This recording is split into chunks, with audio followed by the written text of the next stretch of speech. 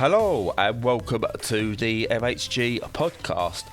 Life could be a little bit dark, life could be a little bit miserable. At the moment it's certainly bloody cold. So we're here to bring you a little bit of light, a little bit of joy, and we're going to try and warm your cockles. Talking of warm cockles, hi Bradley, and I'm joined by Stu. How are you doing this week, Stu? Yeah, warm enough cockles, thank you very much. Yeah, the heat is I'm sorry, on. that was a typo, sorry, cocks. Oh. Sorry. Yeah, why have innuendo when you can just explain stuff? it definitely works out better. Yeah, no, warm cocks. We all know the best comedy is when you explain it. Yeah, absolutely. And, making sure your genitalia is of the correct temperature, very important. Yeah. And also making sure people have got the correct genitalia, because that's how things work these days. If you're certain comedians, if you're a Dave Chappelle or Ricki Gervais type, you need to make sure you're talking about the correct genitalia.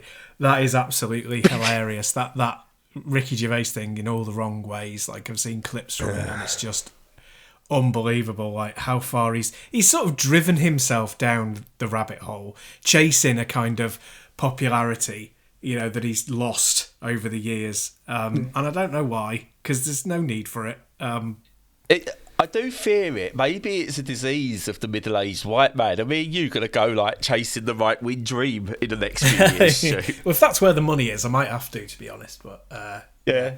Immigrants, am I right? Yeah, you're completely right. Coming over here, taking our podcast on a boat. Yeah, turning everyone trans. That's what they do, isn't it? Come over here. Yeah. Escape from war-torn countries and turn you into a trans person. That's how it works, I think. I've seen the latest one, that famous trans ally, Keir Starmer's kids, apparently he's transed one of his children, according to some right-wing grifters. Oh, I see. Is that right? Yeah. I'm sure that's how it happened. Because apparently he had two sons and now he's got a son and a daughter. So, obviously, famous trans advocate there, Keir Starmer, transing his kids. Oh, God. I know. Absolutely. God, that's mental.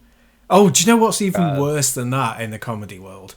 Is that joke at the Golden Globes that comedian made about Oppenheimer and Barbie. Did you see that one? No. Oh my God. Well, you're lucky, because it was ridiculous. Honestly, it fell so flat, and everyone was like, it's like one of those watershed moments when, are we the baddies kind of a thing? Because his joke was essentially like, oh, and this year we had Oppenheimer, which was based on a Pulitzer Prize winning 720-page, historical biographical novel, and then we had Barbie, which is based on a plastic woman with big boobies, and that was his joke. And the audience were just like, and no, it's Greta Gerwig, and it's an amazing social commentary of a film. So good, which I still can't believe Mattel actually let happen in the way it happened. I know, it's the best. They was the butt of the joke. Yes, to a degree, and it's like they let that happen. Yeah, I know. And if you pick apart that film, it's just genius. It's like, yes. It's just like pulling apart a puzzle box. It looks like simple on the surface. The more you pull out, the more you discover. Whereas it's like donkeys.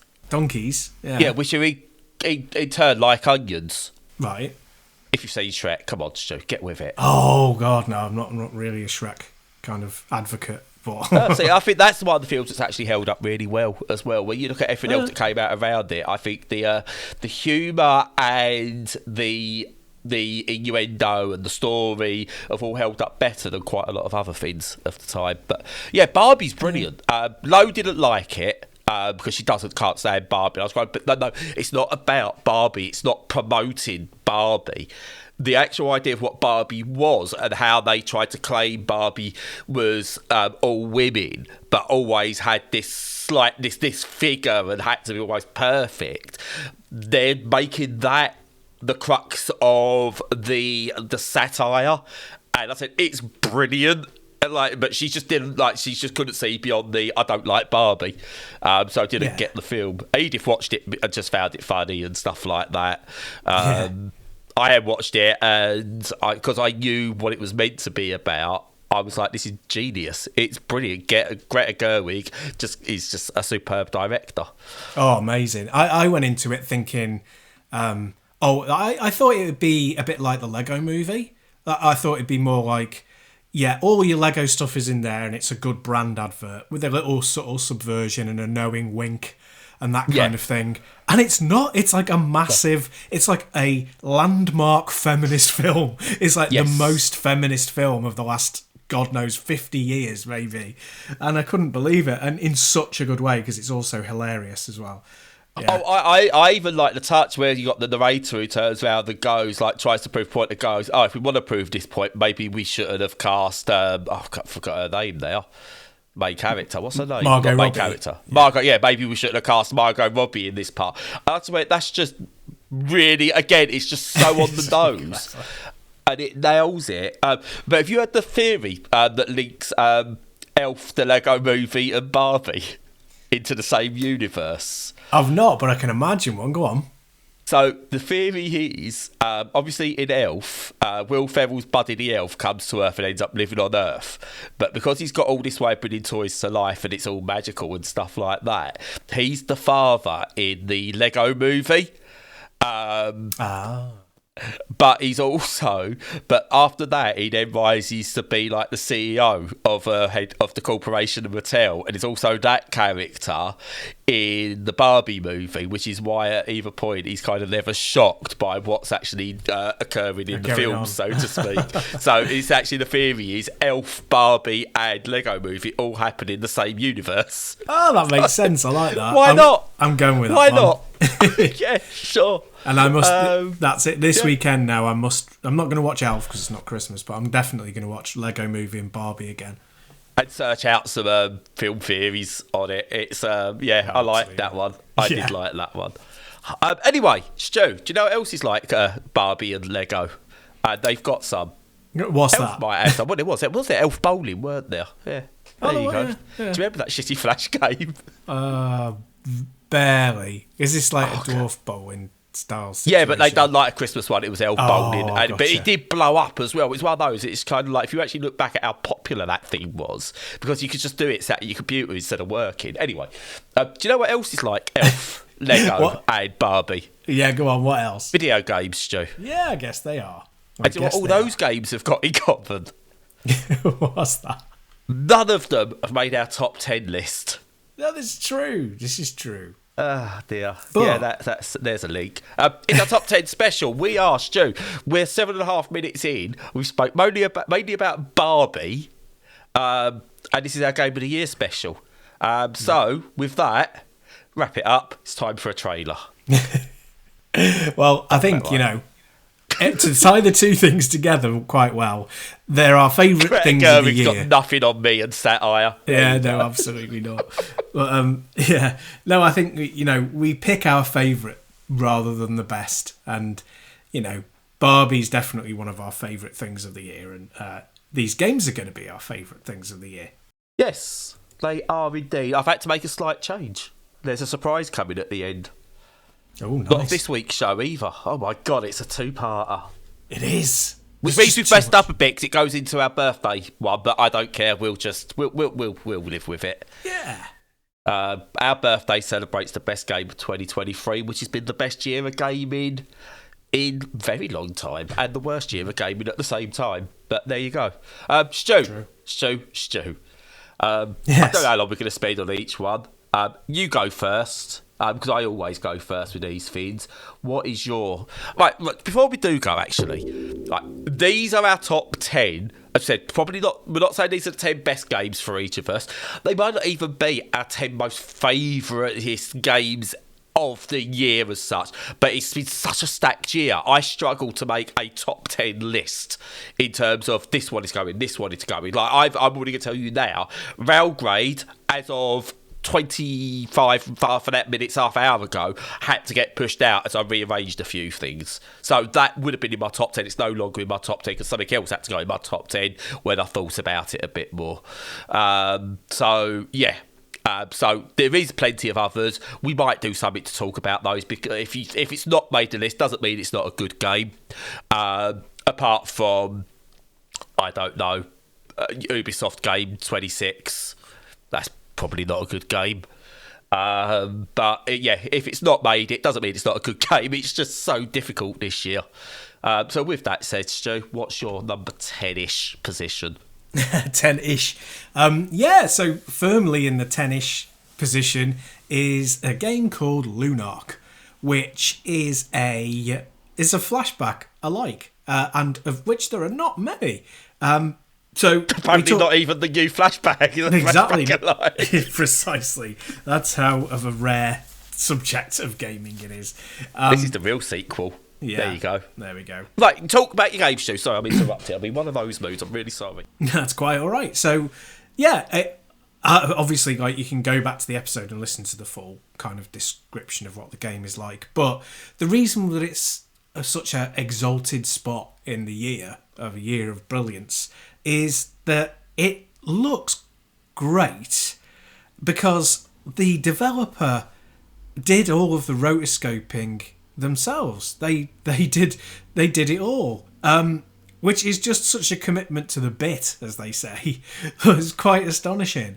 And I think there's a real thing in when you're thinking of doing something as an artistic endeavour, as opposed to something that's more artisanal or functional, so which, game creation is exciting because it blends all of those things. But when you're thinking about the artistic side of it, he's really got himself into that headspace. He's not like, okay, well, I'll do it as much as I can, in the computer, or I will hire an actor, or I'll get one of my buddies to do it. No, he did all the rotoscoping. Rotoscoping is where you take live action and you then you use that as the template to draw your sprites or your images in the game. And that's the weirdness and brilliance of Prince of Persia and Flashback and Another World and that sort of thing. And not enough games. No, and not enough games. Because it's a great style. Yeah, it's very time consuming. It's it's been superseded by a lot of motion capture stuff, but it has its own unique kind of bit that is definitely worth retaining. It's kind of like using physical puppets and stuff, and in film there's definitely still a need for it. People still want it, and stop motion and all that kind of thing. And that's the only thing I really want to add, and one of the reasons why it's in my top 10 list, because it's got that level of artistry, care and dedication that A, you don't really see very often, and B, almost never see that level of time commitment and done in that strange way by an indie artist. It's a real throwback piece in all the best kind of ways. That's what I can say about it. Yeah, no, it was in my overall do I put this in this? It didn't make my top 10. Purely because I went back and I went, I've not actually played this for God knows how long, and I've not finished it. So I'm not going to put it in yet, but I've put it on my I must play this once I finish Cyberpunk list, which seems like the perfect game to play after you finish Cyberpunk, in all fairness. It looks... you're right, it's time consuming to make a game like this with this visual style. But the person who manages to nail this while making it easier for the artist as well will create something special indeed, who allows like a generation of these games, because this rotoscoped aesthetic, not just the visuals of it but the animation of it, is one of my favourite in gaming. I still look at the original Flashback and it still blows my mind how realistic and cinematic it is. Yeah. It's that's not even through rose tinted glasses. This is not even like unreliable narrator stuff, remembering what I played when I was a kid, when I was younger. It is genuinely still amazing and so futuristic looking in the way it moves and the way it plays and the way it looks. And Lunark carries that on perfectly. But I say the only reason it's not in mine is because I haven't played enough of it yet, which is to my shame and disgust. No, you should never feel ashamed. There's been an astonishing number of games. Honestly, the quality of the games this year has just been off the charts. It's been nuts. So, yeah, get around to them when you can, because, there's too many good games. That's the problem. It's a nice problem to have. Yes, but it's going on my list. I'm going to play it this year, and it'll probably end up on an indie roundup at some point. Cross promotion, look at that. Indie Roundup, available weekly on the website. Written stuff. Amazing. But anyway, from your number 10 to my number 10, and from a single person to absolutely billions and trillions, quadrillions of people, I've been playing Humanity. Obviously, I haven't been playing Humanity for a bit because I finished it a while back, but it's in my top 10. There we go. Hey. It's my number 10 game. It's Humanity. Older Humanity is what they might say. So, another game of years gone by that I think was ahead of its time and has never really been iterated on enough is Lemmings, which I think is still brilliant to this day. Original Lemmings, not any of the rubbish spin-offs and remakes and things. They're all really bad. But Humanity takes the idea of Lemmings, of you've kind of got this automatic, look, these people are going to walk in this direction. They are the herd, they are the sheep, they are the lemmings. And if you don't do what you've got to do, they will walk to their death. So you've got to be the one who guides them. You are God in that way. You've got to guide them. And it's a glorified Lemmings 3D puzzle, cross-portal type world where you play as a spirit of a dog. Was it a Shiba Inu? I think the dog is a Japanese dog anyway. But Shiba Inu is what they are. And basically, you put things down, kind of like you would in a choo-choo rocket, or say like where you select the icons and you press them on the lemmings. You do that, and you guide the people to the end of the level. And the levels get more and more expansive. They get more and more difficult, yet never not intuitive. Things never not make sense. And in parts it's easy, in other parts it can be excruciatingly difficult, but never is it boring and never is it frustrating to the point of, I'm done with this now. And I've played puzzle games where I've gone, this is stupid now. What it wants me to do makes no sense. Everything makes sense. It's logical, and these sort of puzzle games have to be logical. It's brilliant. They have added a create your own level, and I've played some of the community levels that are brilliant. Most of them are crap because non-professional developers of games like this don't know what they're doing, and what they think is clever isn't clever. So, but there are some gems in there. It's by Enhance, and visually it's going to have a certain style because it's Enhance who brought us Tetris Effect. They're behind the Lumines titles, Res. They are visually and stuff like that. They are genius, and this is brilliant. I believe you can play it in VR, but don't hold me to that because I haven't got a VR unit to play it on, and I don't think I could cope with this in VR. But again, I can see why this might work in VR. But it's brilliant, and yeah, my number 10. It's between this and Railgrade, which is a brilliant puzzle, train, city builder, resource manager type thing, and this just edged it because I love the genius of this, whereas Railgrade is, we've seen it before, it's just a different aesthetic and a different take on it, and I've got something that's probably similar to Railgrade that is way up my list, but Humanity, it's brilliant. Yeah, I had a similar reaction. It didn't quite make my top 10, but it was definitely nudging on it. I think if I'd had more time with it, I probably would have got it even higher up. But in VR, which was the difference for me, that I had to go in VR, and really benefits that kind of a game. Just adding that extra dimension of being able to look over and around and stuff. If you imagine like Captain Toad's Treasure Tracker in VR would be great as well.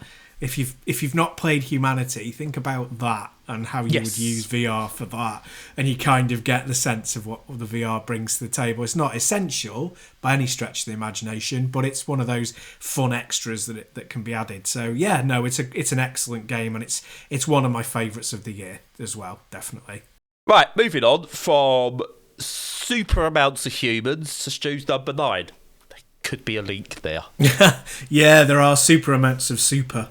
Although it sounds lower than it is, it's still a really big accolade. Because at number 9, I've got Super Mario Brothers Wonder, which obviously you can go back to the episode again, and I'll put in the show notes what episodes they're from. I won't put spoilers in, but I'll put in what episodes, so that when you've... Anyway, shut up, Stuart. And it's one of only 2 AAA titles across 20 games. Yeah, it's quite impressive in its own way. Yeah. But it deserves to be there for a lot of reasons. It's got tons of energy. It's got bags of fun and style. It's got, loads of typical Nintendo touches. It's one of those games that every time you interact with it, it's just pure fun. You know what you're going to get, and it's really, really good.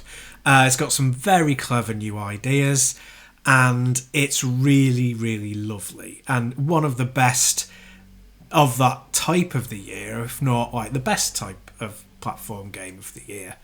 It's the reason why it's quote unquote only number 9 and not kind of higher up in my thinking is it felt a little bit simple and a little bit easy, even though it had very clever touches. I know that there were stretch difficulties later on, but the core game I felt was fun, but not particularly challenging.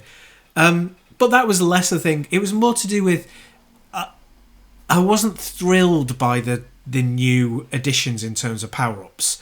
And if you compare it to the DNA that it's brought forward is very, very similar to Yoshi's Island, which was called Super Mario World 2 in Japan. So they clearly saw it as a sequel. And it doesn't bring that level of kind of sophistication for me, for the way that they've added things in. It doesn't have that Miyamoto genius that original had. And it's harsh to compare them. But moment to moment, it's a great game. It really deserves to be on the list. It probably, for me, doesn't warrant being any higher, but I'm really happy with my time with it, and it filled that niche for me. That kind of, you want to eat a piece of toast, it's just toast, it's just great, it's lovely, you want it all the time, but it's still just toast. It filled that kind of void for me when it came to platformers for 2023. Yeah, Mario is great, but it's Mario. I've not played enough of it. I kind of played the first level, went, oh my god, this is hilarious, this music, it's brilliant. But it's Mario, and I was like, I'll play it another time.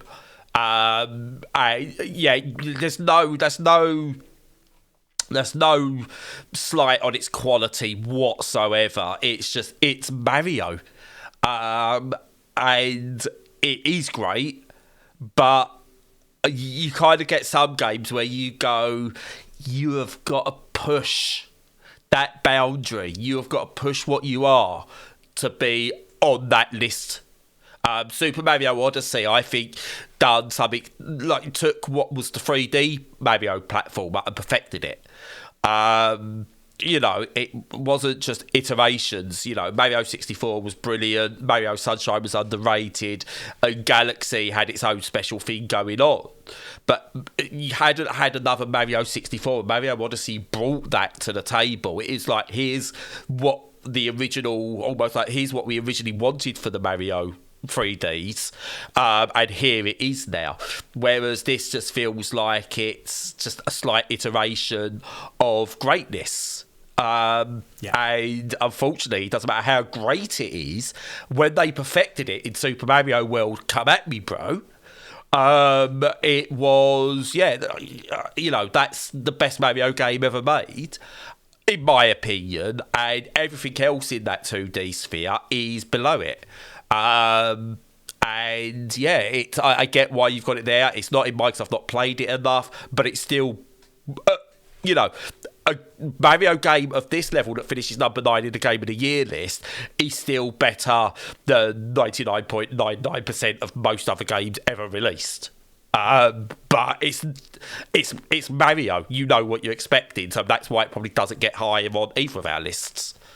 Yeah, I think that's fair, and I also think that there's some bits in it that they could have teased out and made the centre of the game, like the full game, and with just a little bit of tweaking, and it would have been a bit of a left turn, it would have been a bit out there, but I think it would have justified their kind of idea process. But anyway, that's another debate. But it definitely deserves to be 9. And just briefly on Sunshine, I don't advocate for remakes very often. In fact, I think they're pointless most of the time.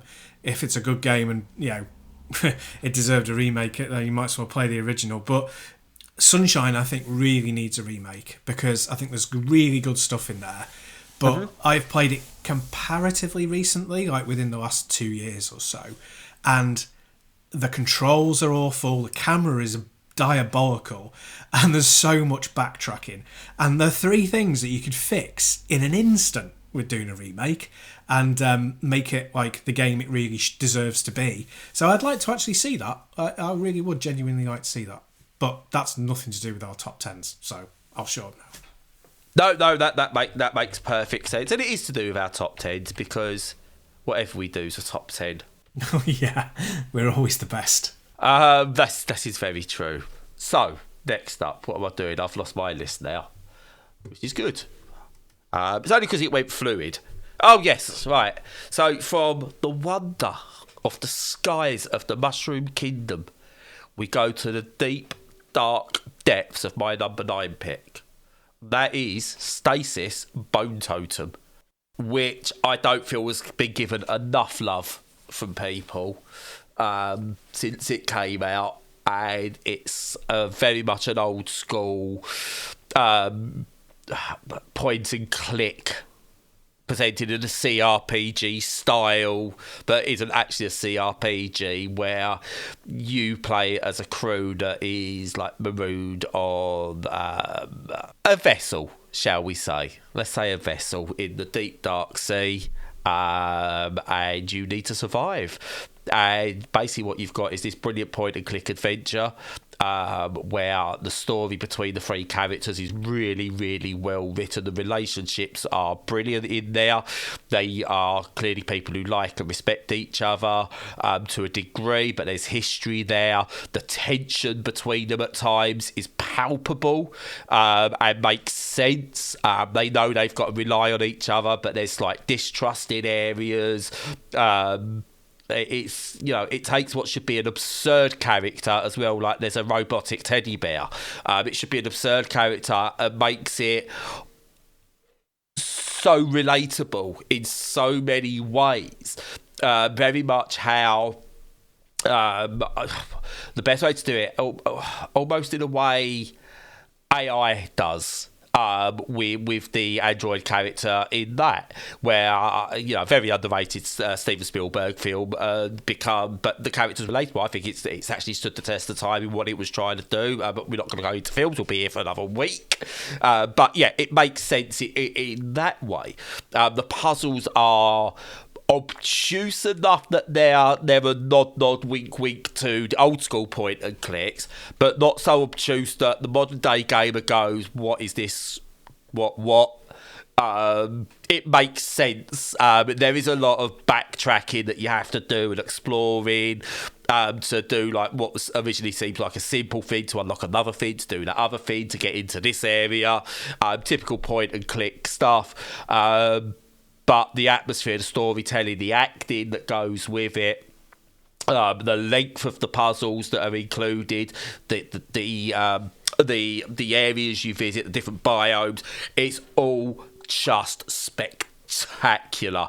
The original Stasis, again, I thought was an underrated gem, and I covered that for GameStyle back when I was running GameStyle there, and I thought that was absolutely brilliant, and this just kind of takes that game and just knocks it out the park.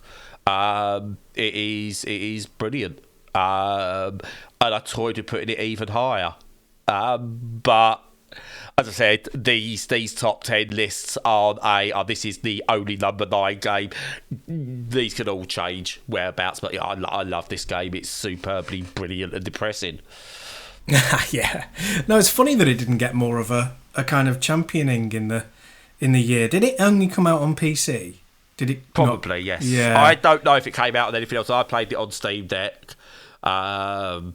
And yeah, I don't know. I'm gonna have let me just as we say in the industry, let me check my notes. Linux, Windows, and Mac. So Steam and Epic it came out on as well. There you go. Yeah, no, that definitely kind of limits the market. So that's probably why it hasn't got quite the kudos that it would have if it had got an Xbox release or a PS5 one. It would have been all over the place, I guess. But if this came out on Xbox on the Game Pass, this would be a big win for them. Just saying. Yeah. They really need to think about that. We've said in during the year and during the last couple of years that you have to start thinking of how you can adjust and adapt these things so that they can work on the Steam Deck. And the same applies to console. You got to do it, really. You've just got to do it. Oh, 100%. And this is verified on Steam Deck, by the way. As was Lunark, and as is Humanity as well, just to chuck that in. And Super Mario Sunshine works on the Steam Deck. Just it's not verified, though. They couldn't verify that one. But we'll try and mention that if we remember as we're doing these, if they're verified on Steam Deck or playable at least. But no, this one's verified on Steam Deck, and I don't remember any little text issues or control issues or anything with it. It's brilliant. Marvellous. So moving on from the lonely abandonment of subsurface darkness, we're going to move into another world. Fire, an orange or a blue. Take it over, Stu. Not a pill. No, a Portal. And you may be like, well, there was no new Portal release in 2023. But There's a new one in 2024, though. Ah, there is. Yes, which we will definitely be coming on to. Talk about at some point. Absolutely. Yes. But for the year of 23, there was Portal 2 VR, which was a fan project to obviously bring it into VR. And it's obviously working off the back of the stuff done for Half-Life 2 in the Source engine to get it to work in VR. And it's just a phenomenal achievement. And when you're thinking about how good that game is, and Portal itself, absolute landmarks in the genre. In fact, pretty much creating their own genre. Just incredible work, and the ability to step into that world in VR and have it encapsulate you, and obviously the sense of immersion you get, but also how that plays out in working out 3D puzzles. It's just an immense achievement. And it's a little bit of a cheat to have it on my list in a way, because it's not a new game that's been created. It's a piece of technology that's been applied to make you play it in a different way. But I really wanted to call out the genius of the people who've managed to do that developmentally. It's just incredible. And, the mind boggles at how brilliant people are at these things, the passion they bring to it, the skill, the dedication, the complete lack of getting any kind of monetary reward for doing it. It's just amazing, and it makes you feel both happy and joyful about the gaming world, and proud of it, and proud of some of the people who were a part of it. And when you're talking about how the upper echelons and the structure and the publishers are messing things up in the gaming landscape, it's nice to just switch focus to what the people on the ground, what the actual gamers are doing, and how much they love it, and how that passion just benefits you as well. It's brilliant. It's just wonderful. Yeah, no, totally with you on that one. Again, I can't comment on the VR aspect, but it's just Portal. It's just... we spoke about this and gushed about it many times before. It's amazing, and it's one of those where if you can sneak it into your top 10 lists of any year, find a way to do it. It's like I tried to do with Tetris on the whole. Tetris isn't even in this year, but I had to mention Enhance who made Tetris Effect, which is Tetris. So you've got certain games you have to sneak in. I think Portal's one of them. Yeah, I totally agree, and it'll be snuck into this year as well, so that's great. Yeah. We won't need to sneak in. I've unless this is made by some jobber, I've got a feeling this could end up being a well-known mod, so to speak. Yep. So moving on from Portals, we get messages from the other side. Oh, that sounds scary. That's ominous. Oh, it is. I've been playing. Obviously, I've played all these games, but I'm talking like we're doing our regular weekly podcast. Well, it is our regular. You know what I mean. I know what you mean. This is why I didn't get to host the Game Awards, I think. Imagine telling me to wrap it up. Please wrap it up. Oh, yeah, in a minute. I get complained at when I was coaching. I used to get complained at that half times took too long because everyone else is ready and I'm still chatting to the team. Anyway, it's nothing to do with the Game Awards or our awards, the real Game Awards. I've been playing Oxenfree 2, Lost Signals, and and I loved the first title. I didn't play it properly when it first came out. In fact, I only played Oxenfree 1 in 2023 as well, and it was really, really good. I played it because Oxenfree 2 was coming out and I wanted to give Oxenfree 2 a try, and I thought I better, make sure I'm up to date with the story, and Oxenfree 1 was brilliant, and it's technically the better of the two games.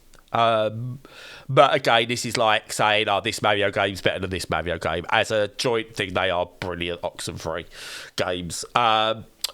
It's basically an adventure. You play a character who's part of in the first game it's part of a group, but this one you're sent to do a job on this island, and you meet up with someone, and the spiritual stuff goes down, but it links to the first game in certain ways via portals and crossovers and stuff like that, and you use your radio to sort of like create links between the worlds and get messages and communications, and it goes very dark places, and you find out that like the events of the first game have a bearing on what happened here, and what you thought happened at the end of the first game maybe wasn't what truly happened, and what true endings were maybe weren't the true endings, and there's mystery upon mystery upon mystery within the game, and you end up back on the first island. So imagine Lost, but good.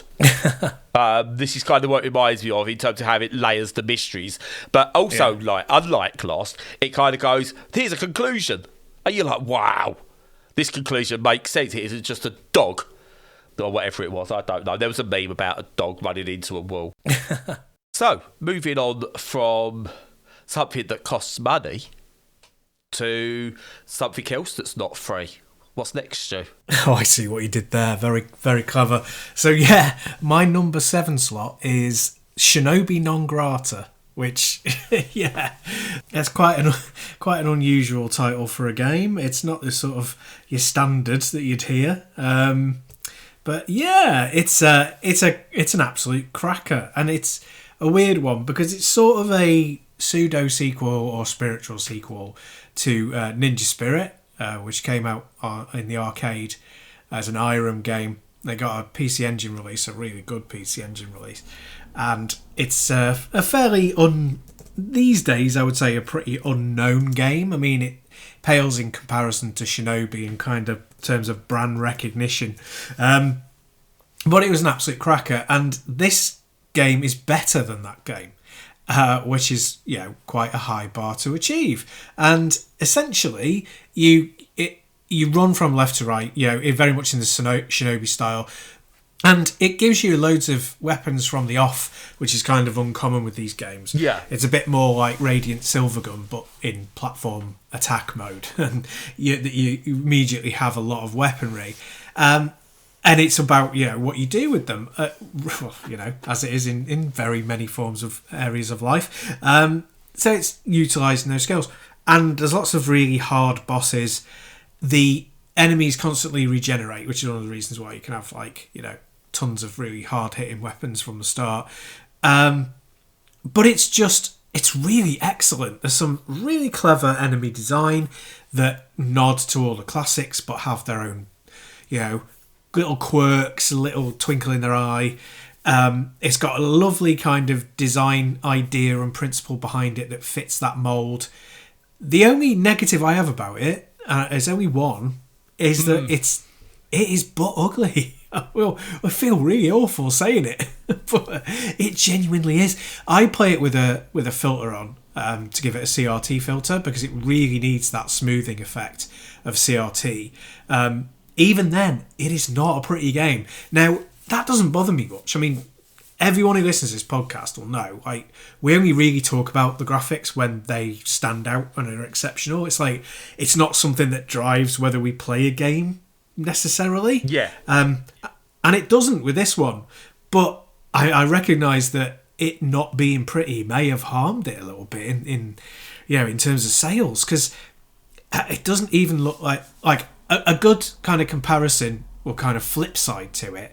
So there are a lot of games that, obviously mimic the 8-bit aesthetic, and a lot of them play on that kind of the US market's nostalgia for Nintendo games, and this doesn't because it's not the Nintendo style, but there's like a game called Gravity Circuit that does it, and it does it beautifully, and it incorporates 16-bit elements in an 8-bit wrapper. This game incorporates 16-bit elements in an 8-bit wrapper, but it manages to make it like kind of ugly, which is a shame, and I really don't mean to harp on about it. So like to round it all off, to do your classic poop sandwich, it's just a great game. It's a really great action game, a throwback action game that is unapologetically a throwback, but still manages to add some new stuff to it. It's probably the best of its kind. I've played quite a few, including like Oblivion Override, which is a really good game. Quite a few kind of action platformers this year, and it's by far the best one. And it's got the greatest level of sophistication and action, immediacy. It's not a roguelike, and it's the best of all of those. So yeah, that's why it's my number 7. Do you know what it reminds me of? I mean this in like a remember back in the day kind of thing. Like you had your Commodore 64, you'd go down to the market, you'd buy your Commodore 64 tape of a game, and on the back the screenshots look amazing, like it's Outrun or something like that you've bought. You look at all the screenshots on the back and it's brilliant, and then at the bottom in tiny little letters it says screenshots from the Amiga version, but you're a child, you don't know this. You get home, you load it up for half an hour on your Commodore 64, and then that's what you're presented with. It's still bloody brilliant because it's Outrun and you don't care, but hey, those graphics don't quite look what's on the back of the tape. Yeah. God, I remember those days. Yeah. Blimey days. As I said, God. I don't see that. I'm not calling that as a negative for this game. It's just that's exactly what it reminds me of. That if they had screenshots for this, they'd do like some sort of like fancier screenshots, like really hammer home that tiny little from the whatever version, from the PlayStation 12 version or something like that. They absolutely would. Yeah, it would be unavoidable. Yeah, but it's fine. Yeah, I've not played. It's not my sort of game, but I'm glad you enjoy it. And it's good. Yeah, you've got to have difference. Can't agree on all the top games. Otherwise, it's boring. Boring. We'd only have 10 games to talk about if we agreed on everything, rather than 20. I know. That'd be rubbish. I know. Do you know what? Right, we've gone from some great games, and now we're really gonna have to dredge the bottom of the ocean for what's next. Oh dear. It's Dredge. What a great pick. Go on then, why is that landed at 7 for you? Because it's brilliant. It's quite simply put, it's brilliant. It's a Lovecraftian fishing exploration game that goes places. Story wise, it's you basically the basic premise is you wash up this small island having had an accident in your fishing vessel, and they agree to patch it all up for you, but you've got to pay them back by going fishing. You go and collect all these weird and wonderful different types of Lovecraftian style fish are worth different amounts of money, and then you take it back, you sell them, you pay off your boat, and then all of a sudden you do more selling, you upgrade, you go further and further, you do little jobs for people, you meet new weird and wonderful people in new weird and wonderful locations, you can upgrade further, you can fish bigger and more creepier creatures, everyone's got a past, and like even sort of like you've got an inventory management in there that's really like a Tetrisy style inventory management where you have to fit the fish you caught on your boat in these blocks, as well as all your items that you've got, like different fishing rods or other things you might get to use. The sense of discovery is outstanding. You like, it's dark, and as night comes in, the world becomes more and more dangerous, so you've got to balance how far out do you go, and can you survive the night if you do go further out, what lurks beneath. It's all there. It is just a mysterious game with so many great mechanics, just like the overall thing it's dark, it's dank, it's horrible, but it's so good. I contemplated popping this up at a stage or two and saving it for next week, but But yeah, I've played others that probably meant this took more of a backseat than I wanted it to at times this year. But it's brilliant. It is an outstanding game. There's DLC, which I've not tried yet as well. But the DLC is meant to be pretty damn good as well. Oh, I love it when there's DLC to explore. When you get that sense that it's not just going to be a cash grab, but it's going to be a real proper, addition to it. Yes. Oh well, Dredge is so far. That's the oldest one on the list. That was February last year, so it's nearly exactly a year ago since we were playing that one. Wow, amazing. Actually came out on the 30th. I got this really early, I think, as well. I got to play this really early because I think its official release date was the 30th of March. Right, yeah. On Steam. But I got this really early. I was like, yeah, look at me. Because you're a special boy. I am. That's right. Yeah, they do it to shut me up. That's all you got to do, Stu. Shower me with games that you'll shut me up. I do try. Yes. So, from the murky, dark, claustrophobic waters of Dredge, we need something that's maybe going to open up a bit. That's maybe going to give us something to something vast, Stu. I am enjoying these little segues. They're working for me. Yes, they are definitely working. And on that opening up subject, so my number 6 for the year is Sprawl, which is a first-person shooter, and as I sort of went into in detail in the review that we did, it is elements of like fear. FEAR, first encounter assault recon. Is that what it stands for? I don't care. It's fear. It's spooky. So not scary, spooky. Spooky. Yeah. Well, I'm not going to go through explaining why I don't get scared by games, but yeah, it is an acronym. I don't care what the acronym is. I just thought it was fear. It is fear. And it takes that, not any of the spookiness, there's no spookiness, but it takes the kind of slow-mo from that, and it's got the wall running and parkour from, like some Mirror's Edge and Ghost Runner and all that kind of caper. Titanfall. Exactly. And it's just a fantastic game. It's got this PS1 aesthetic, which has this brilliant thing where you can dial it up or dial it down as much as you like. So you can go right from kind of, that reminds me of the PS1, but it's like really high res, like Proteus does. Proteus. Yeah, Proteus is a different game. That's right. And Parodius is a different game. Yes. All the names are used now. You're just like stuck with like Whizzle Wazzle. But Ubisoft Game 95. Yeah, exactly. It's got that, or you can dial it right up so that you've got that wobbly textures that the PS1 had, and really really low resolution and stuff. So it kind of caters for totally immersing yourself in the old retro style, or whether you want to just tart it up a little bit and just give you like feelings. And it leans into it really heavily. It's not just me going, it's got its graphical style. It's like the reason behind it is because it plays into how the game plays as well. So that aesthetic means that you've got very easy colour breakup. So you've got a kind of greyish green background, and then enemies are kind of highlighted. And I think I mentioned this probably at the time, a bit like Killzone, which does a very similar thing of like it has kind of monotone backgrounds but has the enemies with like red eyes. Which has the simultaneous thing of being very atmospheric, but also very specific, so that you can pick things out easily.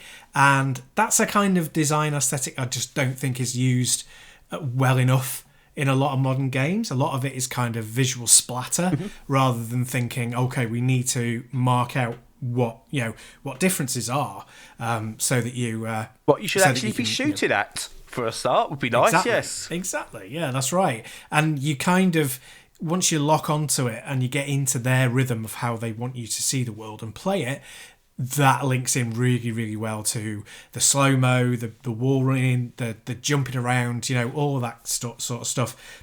And that's really the stuff that I wanted to just highlight in the Game of the Year bit, is that it kind of has that really solid click thing where it locks you in, where you kind of go, all right, I've seen this element before, I've seen that element before. But what makes it really kind of special is that it just ties all of those good elements together in a way of the developers gone, yeah, I've learnt these lessons. I'm going to produce something that uses those lessons learned to make something quite exceptional. And it is, although it's within a genre, it's within a style, it's within it's on a well-trod path. It just, you're riding like the most expensive mountain bike down that well-worn path rather than an old gink with the wheels falling off. But at the price it is, you bought it off someone who got it off the back of a lorry, obviously.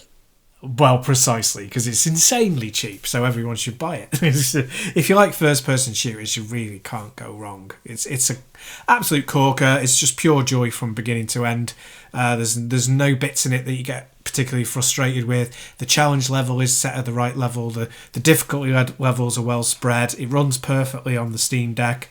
It's one of those that you can't really believe it's that cheap, because it's a entire package, and it looks accessible too. I saw this on my wish list around Christmas when I was doing a tidy up, and I did remove, because I was like, why have I got a first person shooter on my wish list? I don't know. And now you've just said about it, I've put it back on because I remember why.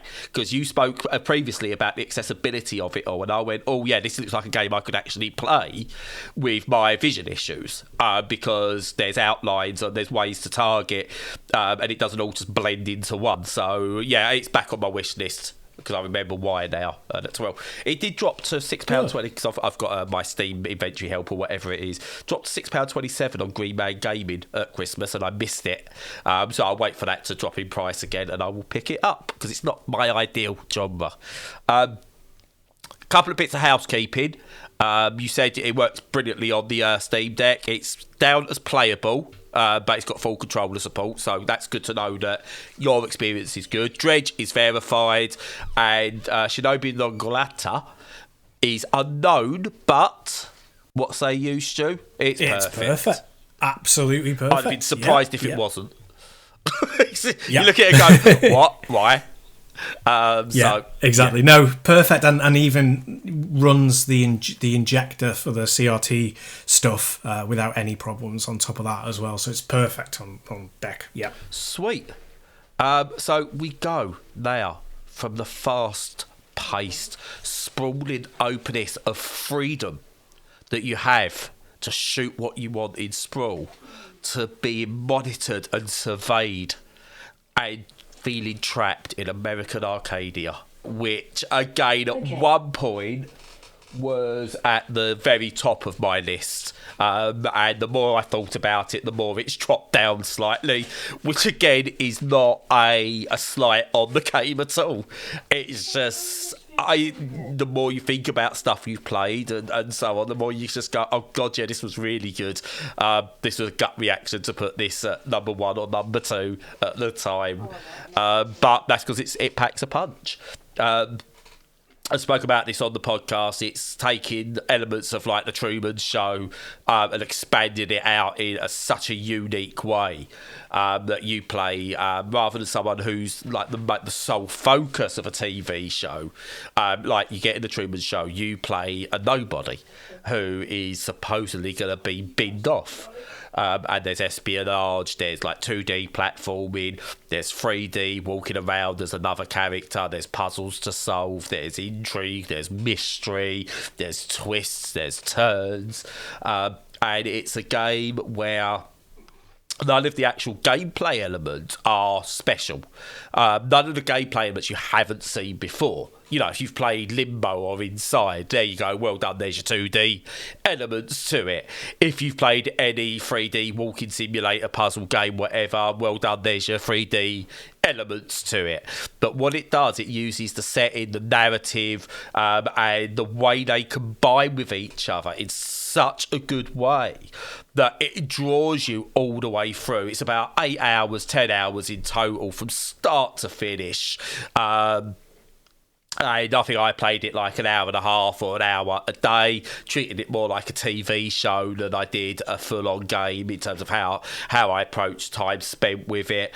And even though it's a one and done, you know, I don't think I'll ever go back to it because the twists and the mysteries are part of what drives it. And once you've unlocked those and you know what those are, I don't think there's a reason to go back. You lose some of that enjoyment. You're just speedrunning a game that doesn't need to be speedrun. So I don't think this is like one I'm going to go back to time and time and time again, like you would a Portal or something like that.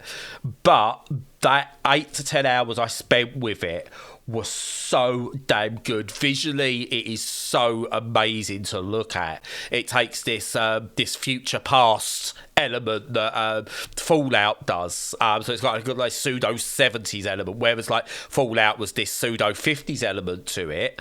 This is this pseudo 70s element that they've kept the world in, but with all the futuristic bits that you expect today or tomorrow that all come into it. And it's just, there's so many good little Easter eggs in there. There's just like so many good nods in there. The acting is really well done. I think that's something that gets really underrated in modern games, is the acting in modern games is so good. That I had to go back and sort of like think about the acting in this because it doesn't stand out anymore. I don't know if it, bizarrely, I think this is going to be one of the last times like in the year where you go, the acting is what really helped this, because that's part and parcel now. This sort of acting, you'd have got, you expect this in a top, you've got your best actors coming in, you're looking at, you spent a fortune on bringing these actors in to give you a good performance in a AAA title. Indie games couldn't do that. I think that's changed now. I think indie games are really sort of like caught up in terms of that production value that you didn't get in the past. And it's just absolutely brilliant. 8 to 10 hour experience, as I said. One and done, but what a one and done it is. Marvellous. I've started it, but I've not really put a lot of time into it. So, but yeah, what I've seen so far is really good. And I think you're right. That kind of, I think one of the themes of the top sort of 5 we've done so far is not, I think production values is the wrong term, but it's more sort of design values. Yeah. They're so important. It's like, it doesn't matter if it's the best looking game or if it's the most cutting edge or whatever. It's that your design principles all tie together. And one of the key ones of that is acting talent for these kind of games. It's so vital.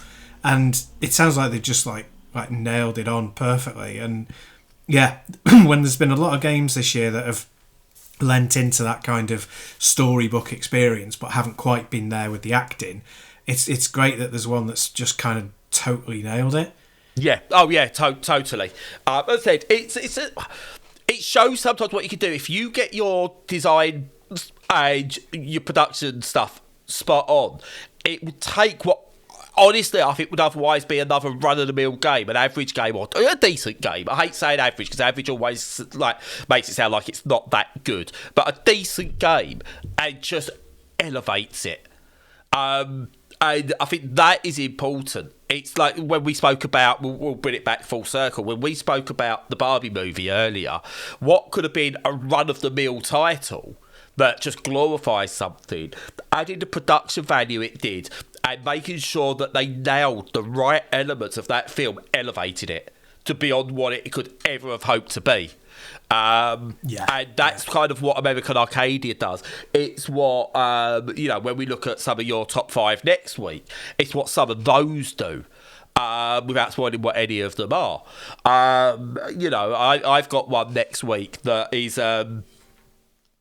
shouldn't even be a success in a way. I don't think in the mid-2000s, early 90s, I don't think it ever would have been a success because of what it is. But the way they're made today, these games, and the love that goes into them, and they're not just out to make a quick buck. Obviously, there are games, that's the AAA studios are doing that now, and there are some charlatans out there that do try and go, let's just jump on the bandwagon and do it. But you get games now that are just made with such love. This is our project, this is what we want, that you've got to go out your way to make a bad game. So to make a game that sits into a top 10 of a list, whether it's ours, whether it's someone else's or whatever, you've got to really pump more into it. And it's those production values you get with American Arcadia, what you get with like the effort that got you, as you mentioned with Sprawl, the effort that goes into Lunark, for example. And I say with Stasis Bone Totem, to only mention the games we spoke about so far, elevates those. And it's why they're in our top 10s. They are not necessarily, pound for pound, the best games that have come out this year, but they've all done something that have made sure that in our memories, in our year, they're there. They're in that thought chain. And when you think about them more, that's why they're there. And yeah, they are special for so many different reasons. As I said, we could just go through and go, oh yeah, like if you look at it, you know, Baldur's Gate should be in the top 10 or the top 5. It's not in either of ours. Baldur's Gate's brilliant, don't get me wrong. It is an outstanding achievement, and I spoke about what it means for games moving forward and how you could not have to worry about crunch and stuff like that. But it's not in our top 10 because it's brilliant, but at no point did I go, oh yeah, right, Baldur's Gate's in it. It was only when I done my top 10 list, I looked and I went, I've not got Baldur's Gate in there. What am I knocking out for Baldur's Gate? And you know what? I will stand on this hill. I wouldn't knock a single one of these out for Baldur's Gate 3. As good as that is, and technically it is probably the best game of the year, but it's not my best game of the year, despite being brilliant. And I loved it. I absolutely loved it, but it's still not in my top game of the year because it didn't hit me in the way that these games do. Yeah, that's right, and that's why these lists I think have to be personal when you're doing them on on our kind of a podcast. I think it's pointless to just go through a top 5 or a top 10 that's going to sound like the Game Awards version, because they just don't hit you where you live. You know, I mean, a good example is like Alan Wake, which I'm not going to throw shade at, but that kind of connected with people in the right way and elevated it for them. And for me, it missed. I mean, for me, it was like, meeting somebody that is like, they're gorgeous and they're kind, but they've got no conversation. They're dumb as rocks. It's like me. It's that kind of, yeah, exactly. You're the archetype of that, definitely. But it's kind of like There's a key area that it has to do for you, that it has to click with you for it to land on your personal top 10. And that sort of game often would, but didn't for me this time round. And I think that's just really honest to do it that way, because if you can unfortunately add a little element of dishonesty by going, well, I should overlook the fact that it didn't quite click for me and for me with Alan Wake, it was the action didn't click. I should overlook that because everything else about it is so good. It's like, well, yeah, but that's not being honest to myself, Yeah. And I think it's it's that sort of thing that makes it a favourite list rather than a best of, Yeah, no, totally with you there. As I said, I don't want to see the same 5 to 10 games on every single list.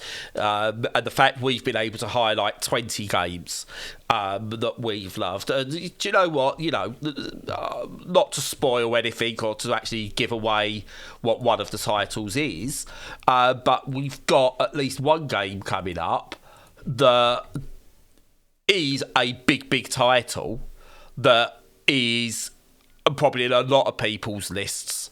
Because it's a massive title and deserves to be there. Sometimes a big AAA title deserves to be there. And we will give it kudos when it deserves to be there. This one definitely, based on what I've played, deserves the kudos, even though I've not played this part of it yet. That might be a slight spoiler, I don't know. You might be able to beep that out. Whatever you want to do, Stu, I don't mind. Depends how thick the listeners are. They're brighter than us, I bet. But yeah, it's the first half of our Game of the Year. We will celebrate the best games of 2023 as we celebrate our 3rd birthday next week. And because it's a Game Awards special this week, I'm not going to shut myself up. I'm going to carry on. Someone's going to need to give me some kind of hint that maybe I've been speaking for too long. It's not going to be me. You just know it's not going to be me. So I'm just going to carry on until I get the prompt. It's probably a good point at which to shut up now. Yeah. All right. Fine. I'll wrap it up, please. God, there's no way of saying that without sounding like an absolute monster. Yeah, I was trying to do the line without it sounding horrible, but all I need to be talking about is the people that have died while we've been doing it, and just like it's just Jesus Christ, read the room, Jeff, read the room. No one cares about a trade for that coming game when someone's pouring their heart and soul out about the game they've made, but the people they've lost on the way. You're going, please wrap it up. No. Oh dear. Nah. But yeah, Big miss. I know when to wrap it up. This part of my art. Okay, I know when I've spoken enough. So with that, I'm going to be quiet. I'm going to let you take us out and finish this week's podcast, Stu. Oh, yeah. So, obviously, this is the first part of 2. So, yeah, stay tuned for next week. Stay tuned. God, that's an old-fashioned expression. So, like, share and subscribe. Sorry, just say something modern to kind of counterbalance it immediately. Smash that like button. Smash the like button. And, as usual, follow us on all the socials and engage with our content wherever you like, in whatever form you like. And, in the meantime, until next week, stay safe and stay sane.